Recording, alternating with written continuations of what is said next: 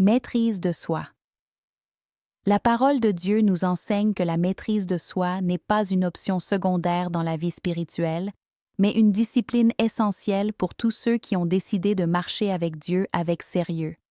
Il ne s'agit pas de force humaine ni d'autocontrôle superficiel, mais d'une vie ordonnée et gouvernée par la volonté de Dieu. L'apôtre Paul, écrivant à l'Église de Corinthe, compare la vie chrétienne à une course.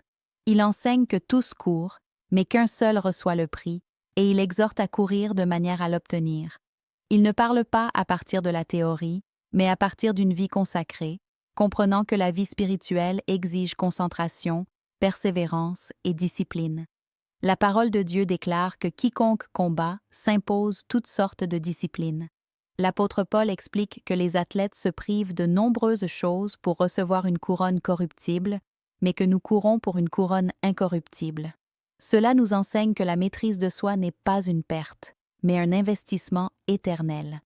L'apôtre Paul affirme qu'il court avec direction et qu'il combat avec un but. Il discipline son corps et le tient assujetti, non comme une punition, mais comme un gouvernement, reconnaissant que le corps ne peut pas diriger la vie spirituelle. Sa plus grande crainte n'était pas d'échouer devant les hommes, mais de ne pas plaire à Dieu.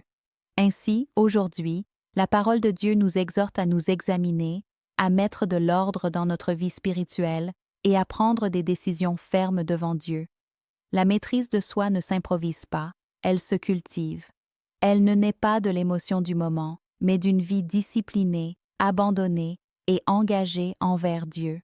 Que cette parole nous conduise à vivre avec responsabilité spirituelle, à courir avec un but, à combattre avec concentration et à honorer Dieu par nos décisions quotidiennes, sachant qu'une vie marquée par la maîtrise de soi glorifie Dieu et produit un fruit qui demeure.